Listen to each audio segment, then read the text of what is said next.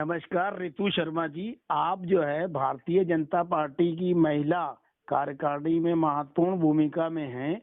दिल्ली नगर निगम के जो चुनाव होने वाले हैं, इसमें अरविंद केजरीवाल का नारा है कि दिल्ली सरकार में तो केजरीवाल है, एमसीडी में भी केजरीवाल होना चाहिए। इस पे आप क्या कहेंगी? भाई साहब, दिल्ली सरकार में केजरीवाल है और जो उन्होंने दिल्ली सरकार में वादे किए थे जी, जो उनके चुनाव घोषणा पत्र में जो उनके वादे थे जी, वो वादे आज तक परिपूर्ण नहीं हुए हैं। जी, जो दिल्ली की महिलाएं हैं, जी, वृद्ध महिलाएं हैं, उनको पेंशन नहीं मिल रही है। जी, गली गली नुक्कड़ नुक्कड़ पे शराब के ठेके खोल दिए गए हैं। जी, उससे जो आज का युवा जो हमारा है जी, वो मुझे लगता है पथभ्रष्ट हो रहा है जी, कि जो उसको अपना योगदान राष्ट्र के विकास में देना चाहिए, राष्ट्र के विकास में योगदान ना देकर जी, वो शायद नशे की गंदी लत में पड़ रहा है। और हम आने वाली पीढ़ी को क्या यही देना चाहते थे? क्या केजरीवाल सरकार दिल्ली की जनता ने इसीलिए बनाई थी? अभी जनमत पत्र अभियान चलाया गया भाजपा का, जिसमें जो महिलाएं थी उनके अंदर इतना रोष था इस चीज को लेके। पंजाब के इलेक्शन में वो बोलते हैं कि नशा मुक्त बनाएंगे, ड्राइव उसको बनाएंगे पंजाब को, और दिल्ली में शराब नीति लाकर उन्होंने दिल्ली का बेड़ा गर्क कर दिया। एकदम सही कहा। मैं एक सवाल यहीं पे कि भारतीय जनता पार्टी के यशस्वी प्रधानमंत्री नरेंद्र मोदी केंद्र में हैं और दिल्ली नगर निगम में तीनों निगमों में बीजेपी जो है पूर्ण बहुमत से है, बावजूद इसके नकारा निकम्मा भ्रष्ट केजरीवाल अपनी नीतियों को लागू कर ले जाता है और गली गली शराब की दुकानें खोलता, तो बीजेपी क्या कर रही है?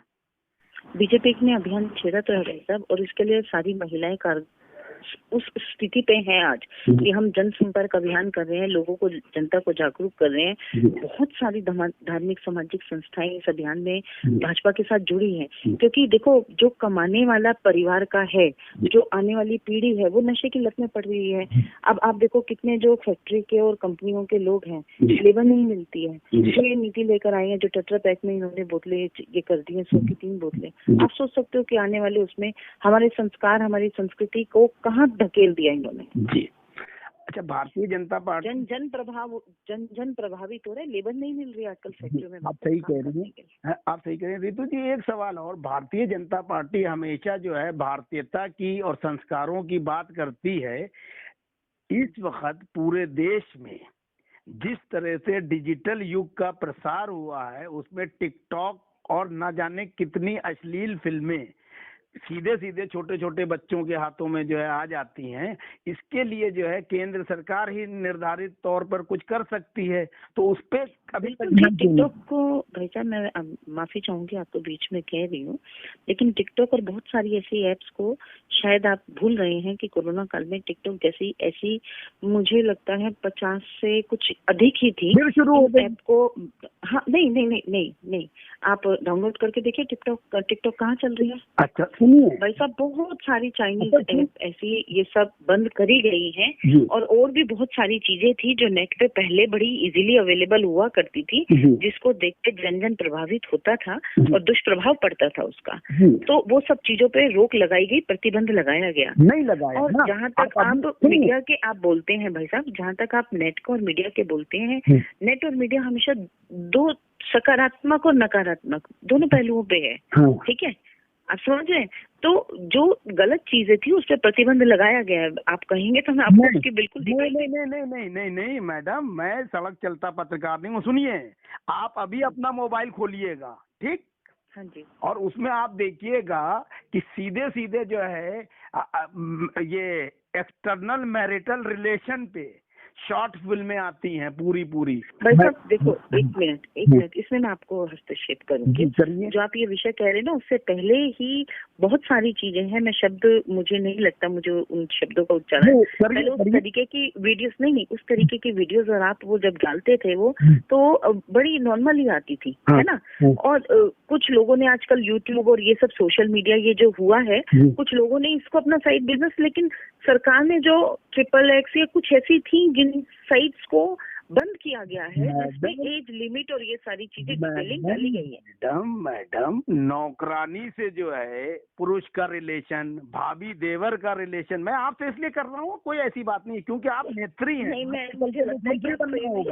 मुझे लगता है आपको ये विषय बदलना, क्योंकि जहाँ तक मेरे संज्ञान में है, इस पे बिल्कुल प्रतिबंध लगाया गया था जब मोदी सरकार आई थी। बहुत सारी साइट्स ऐसी बंद की गई। आप गलत बयानी कर रही है, तो मैं फेस टू फेस मिलूंगा। दूसरा मैं नगर निगम से रिलेटेड पूछता हूँ, दिल्ली नगर निगम में अगर आपकी सरकार चौथी बार आ जाती है तो क्या ये जिन शराब की दुकानों को ठेके मिले हैं ये बंद कर दी जाएंगी? देखिए भाई साहब, शराब की जो दुकान और ये ठेकों की आप बात कर रहे हैं, इसके लिए तो हम भाजपा के सभी कार्यकर्ता, प्रदेश अध्यक्ष, हम सभी लोग जी प्रयासरत हैं कि ये ठेके बंद हों। जी। ये मुहिम दिल्ली की, और मैं भाजपा ही नहीं बोल रही हूँ जी, जनमत पत्र में जितनी भी महिलाओं ने इसमें भाग लिया या जितनी भी महिलाओं ने हस्ताक्षर करके अपनी डिटेल जमा करी, भाई साहब, हम जिस परिवार से, हम जिस देश को हम बिलोंग करते हैं, ये जो पाश्चात्य ये है ना संस्कार, ये हमारे यहाँ नहीं है। हमारे यहाँ जो ये अब गली गली में खुल गया ना भाई साहब, स्कूल जाता बच्चा देखता है जी, हमारे घर में भी बच्चे नजर पड़ती है। एक चीज होती है ना, देखो जो खुले में आ गई उस चीज, आप बात को समझो, उसका दुष्प्रभाव बच्चे की मानसिकता पे पड़ता है। मैडम आपसे विनम्रता पूर्वक आग्रह है कि आप बहुत अच्छे से हर सवाल का जवाब दे रहे हैं। मैं आपसे एक दो हल्के सवाल पूछ लेता हूँ, फिर इंटरव्यू खत्म करता हूँ, फिर आप मेरा वीडियो देखिएगा चेक करके, तब आपको पता चलेगा कि मैं किस तरह के इंटरव्यू करता हूँ। मैं भी जनहित, राष्ट्रहित और संस्कृति और भारतीय संस्कृति और मेरे पास ना, आप मुझे बोल रहे हैं, लेकिन आपको मैं बताना चाहूंगी कि आपका नंबर मेरे पास ऑलरेडी सेव्ड था। अच्छा। और मैं निरंतर आपको डिटेलिंग में जब भी कोई कार्यक्रम होता है मैं आपको सूचना देती थी जी। अब आपको मैं एक चीज बता दूं, हाँ जी रितु जी, हाँ जी, आपके लोगों के सहयोग और प्यार और सम्मान की वजह से हमसे बात करने को बड़े से बड़ा कैबिनेट मंत्री कतराता है, चाहे वो हर्षवर्धन हो और चाहे राम माधव जी हो, चाहे नड्डा जी हो, चाहे कपिल सिब्बल हो और चाहे स्मृति ईरानी हो। सुन लीजिए, आप मेरे वीडियो देखिएगा। हम राष्ट्रहित और जनहित और हमारी भारतीय संस्कृति जो इतनी उन्नत है, इतनी प्रभावशाली है, हमें विश्व गुरु बनना है, किस तरह से बनना है, उस पे मेरे पूरे भाषण और स्पीचेस भी हैं इंटरव्यू में, वो आप देखिएगा सुकून से। आप मेरे एक सवाल का जवाब दीजिए, भारतीय जनता पार्टी जो महिलाओं के लिए आरक्षित सीटें हैं दिल्ली नगर निगम में, उसके अलावा और सीटों पे भी महिलाओं को उतारेगी कि नहीं? देखिए, पहले भी भाजपा उतारी थी सीटों पर, लेकिन इस बार संगठन क्या निर्णय लेगा मैं आपको कैसे पहले बता दूं। नहीं, आप लोग महिला होने के नाते मांग तो करेंगे जी। नहीं, जब पिछली बार थी जहाँ पे महिला जो स्ट्रॉन्ग थी तो वहाँ दी गई थी, भाजपा में ऐसा नहीं है। जनरल सीटें प्रीति अग्रवाल जी को दी गई थी, स्ट्रॉन्ग महिला है, उन्होंने काम किया, सीट निकाली। एक सवाल का जवाब, केजरीवाल जो है 5 करोड़ में टिकट बेच रहे हैं, कांग्रेस भी जो है अभी वो तो मरणासन अवस्था में है। क्या केजरीवाल और कांग्रेस और अन्य पार्टियों की तरह भारतीय जनता पार्टी टिकट देते वक्त धन को महत्व देगी? भाई साहब, मुझे ऐसा नहीं लगता, क्योंकि अभी जब उपचुनाव हुए और उससे पहले भी जो वहाँ की निगम पार्षद थी रेणु जाजू जी का आपने नाम सुना होगा जी, मेरी खुद की कई सारी सहेलियां हैं जो निगम पार्षद पिछली बार बनी थी जी। हम सभी इकट्ठे एक ग्रुप में काम करते थे, तो मेरे संज्ञान में ऐसा कोई विषय नहीं आया। रेणु जाजू जैसी एक साधारण कार्यकर्ता 30 साल से वो मेहनत कर रही थी, और मतलब कोई ऐसा वो नहीं था उनके पास कि बहुत पैसा था या बहुत सारी सुविधाएं थी, एक साधारण कार्यकर्ता।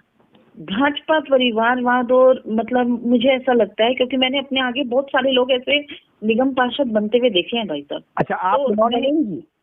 नहीं, मैं चुनाव नहीं लड़ी हूँ, मैं अभी इस बार प्रयास कर रही हूँ, चुनाव नहीं लड़ी हूँ, लेकिन मुझे ऐसा लगता है कि संगठन बड़ी बारीक नजर से ना हर किसी का, जो रेणु जाजू जी का संघर्ष था 30 साल से उस महिला का संघर्ष था, जब उनको टिकट दी गई तो मैं उनके चुनाव में काम करने गई, और मैं बड़ी आत्मीयता से मैंने उनके चुनाव में काम किया, क्योंकि मुझे एक फीलिंग होती है ना भाई साहब कि हाँ, इतने संघर्ष के बाद एक कार्यकर्ता आखिरी में सफल हुआ, उन्होंने रेणु जाजू जी ने वो सीट निकाली, वो दुर्भाग्यवश वो हमारा साथ छोड़ के चली गई, आज वो इस दुनिया में नहीं है। मालूम है मुझे जी। हाँ। अच्छा, एक सवाल का जवाब दीजिए, आप जो है चुनाव लड़ेंगी, आप कहाँ से दावेदारी कर रही हैं?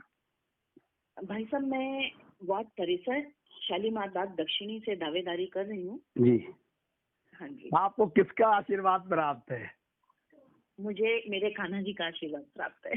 कान्हा जी का आशीर्वाद प्राप्त है, तब तो आपकी विजय पक्की है। टिकट की क्या बात है? देखो, मैं तो कान्हा जी की भक्त हूँ और हमेशा मैंने भाई साहब संगठन के लिए समर्पित भाव से कार्य किया है। मेरे लिए सबसे पहले राष्ट्रहित, जो आप बात कर रहे हैं, मैं आपसे जब आपने राष्ट्रहित वाली बात करी तो मैं भी उसी ध्येय और उसी लक्ष्य से काम करती हूँ। मैं अपना छोटा सा परिचय बताना चाहूंगी। मैंने पूरी दिल्ली के अंदर भाई साहब निःशुल्क स्वास्थ्य जांच शिविरों का आयोजन किया है। पूरी दिल्ली में मैं 403 से अधिक निःशुल्क स्वास्थ्य जांच शिविर लगा चुकी हूँ। साथ ही मैं पूरी दिल्ली में किसी भी क्षेत्र में कहीं से भी कोई भी जरूरतमंद व्यक्ति हो जो मोतियाबिंद का ऑपरेशन कराने में सक्षम नहीं है, तो मैं हमेशा उसकी सहायता के लिए भी आगे रहती हूँ और मैं काफी मोतियाबिंद के ऑपरेशन निःशुल्क करा चुकी हूँ। मैं स्वयं 76 बार रक्तदान कर चुकी हूँ। मैं प्लाज्मा भी और ये प्लेटलेट्स भी कई बार मैंने डोनेट किए हैं और रक्तदान भी दिया है। और लोगों को कोरोना काल में और मतलब निरंतर रूप से भी मैं ब्लड और प्लाज्मा के अरेंजमेंट लोगों को हेल्प कराती रहती हूँ। देहदान संकल्पित हूँ, जब मैं मर जाऊंगी तो मुझे जलाया नहीं जाएगा। मैंने अपनी देहदान कर चुकी है। तो इस तरीके के समाज के लिए और देश के और राष्ट्र के हित के लिए इस तरीके के छोटे छोटे कार्यों में गिलहरी के रूप का योगदान देती रहती हूँ। आपका व्यक्तित्व तो बहुत अच्छा है और मैं तो चाहता हूँ कि ऐसी महिला ही आगे आए समाज में, जिनकी सोच इतनी सकारात्मक है और ऊर्जा के साथ जो काम कर रही है। अब एक सवाल और, अगर आपको जहाँ से आप टिकट चाह रही हैं वहाँ से टिकट ना मिलके दिल्ली के किसी और क्षेत्र से टिकट दिया जाए, तब उस स्थिति में आपका क्या निर्णय होगा? देखिए भाई साहब, मेरे लिए टिकट उद्देश्य नहीं है जी, ठीक है। टिकट के मैं समझती हूँ, टिकट एक ऐसी प्रणाली है जिसके तहत आपको ऑथराइजेशन मिल जाती है कि और आप मतलब मजबूती से उस क्षेत्र के लिए कार्य कर सकते हैं। मेरा ऐसा मानना है, ठीक है। और टिकट लेना या पाना उद्देश्य नहीं होता। सबसे बड़ी बात होती है जहाँ पे टिकट मिली वो आप सीट निकाले, वहाँ की जनता का मन जीत सके। अच्छा, आप बताइए, आपके अलावा इस पर्टिकुलर सीट से और कौन सी महिला नेत्री जो है प्रयासरत हैं? भाई साहब देखिए, वहाँ की स्थानीय है, जैसे अभी आपने बोला, वहाँ पर मुझे आइडिया तो नहीं है, लेकिन फिर भी मंडल की कुछ महिलाएं हैं। एक मंडल की महिला मोर्चा की हैं रेणु छाबड़ा जी, वो प्रयासरत रहेंगी। और एक हो सकता है कि अभी रेखा जी का तो मन नहीं है, लेकिन संगठन का अगर ऐसा निर्देश या निर्णय होगा तो शायद उन्हें भी उतरना पड़े। उनका व्यक्तित्व तो काफी बड़ा है, 2 बार रह चुकी हैं, एमएलए लड़ चुकी हैं, तो मेरे ख्याल से अब आप जैसे लोगों को आगे आना चाहिए, भारतीय जनता पार्टी को बढ़ाना चाहिए। भाई साहब, मैं तो वही है ना, संगठन के लिए हम समर्पित कार्य करते हैं, तो जो संगठन निर्णय लेगा, जो संगठन के लिए उचित रहेगा और जो संगठन निर्णय लेगा, तो हम सब तो, अगर संगठन ने निर्णय लिया, हो सकता है कि किसी और व्यक्ति का निर्णय लिया, ठीक है, तो हमें तो उसको सहयोग करना है, क्योंकि हम उस ध्येय से काम कर रहे हैं कि जो हमारी राष्ट्र के हित में हो और प्लस सीट निकल जाए। अच्छा, एक सवाल का जवाब और दीजिए हमें कि आप जो है इतना ज्यादा ईमानदारी पूर्वक सारी चीजों का जवाब दे रही हैं, अगर आपको टिकट मिलता है और आप जीत जाती हैं, तो उस स्थिति में सबसे पहले क्षेत्र की जनता और समस्याओं के लिए आप क्या करेंगी, वो बता दीजिए।